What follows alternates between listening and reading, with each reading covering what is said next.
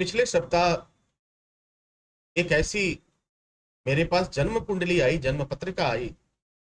जब मैं उसका विश्लेषण कर रहा था तो मैं चौंक गया। जब मैं उसका विश्लेषण कर रहा था तो मैं चौंक गया और मैंने उस संदर्भ में कुछ प्रश्न किए।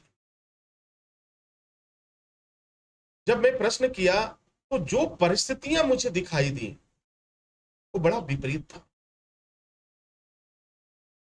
मैंने उनसे प्रश्न किया कि ये कुंडली आप दिखा रहे हैं, इसमें जो आपका प्रश्न है और जो आपकी शंका है, उस तरह की तो कोई समस्याएं नहीं है। उस तरह की कोई समस्या नहीं। उस सज्जन ने मुझसे दोबारा कहा कि महाराज श्री, एक बार और उसका विश्लेषण करें। मैंने एक बार नहीं, कई बार देखा।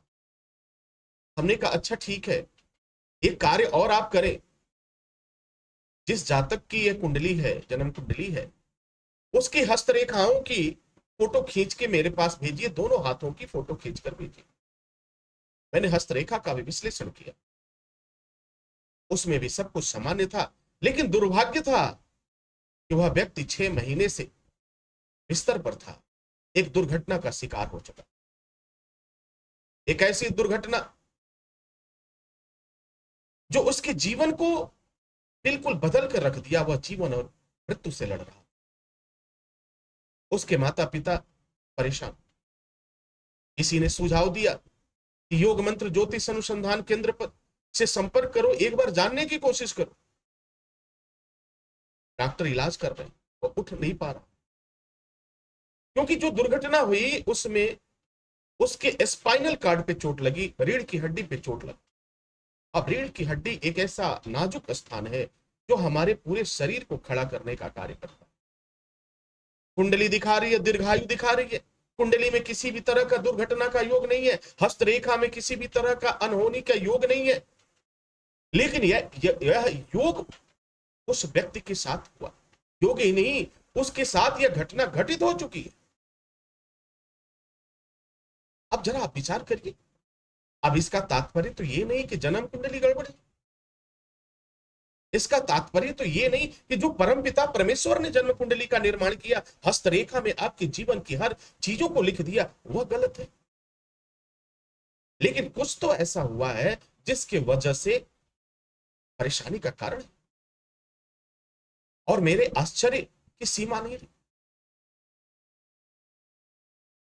मैंने फिर दूसरे तरीके से देखने का प्रयास किया और जैसे ही मैंने उस विधि को अपनाया, मुझे वो सारी घटनाएं पता चल गई। किसी व्यक्ति ने उस व्यक्ति पर मारण मंत्र का प्रयोग किया था, जिसे आप मुठकर्मी भी कहते हैं। मृत्यु देने के लिए कष्ट, और वही हुआ, वह दुर्घटना का शिकार। और विगत वह 6 माह से बिस्तर पर था और अभी भी वह चीज उसके साथ से हटे नहीं।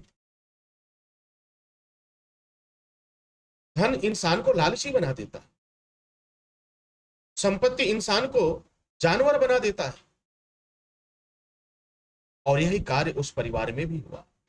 धन की लालच में, संपत्ति की लालच में अपने ही लोगों ने कुछ इस तरह का कृत्य कर डाला कि जिससे वह बिस्तर पे आए।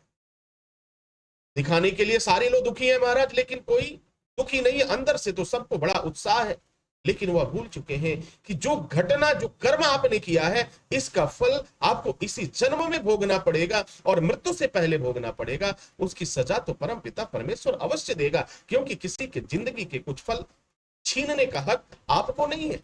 आप लाख कोशिश करो किसी की जिंदगी को छीनने के लिए, किसी की जिंदगी को समाप्त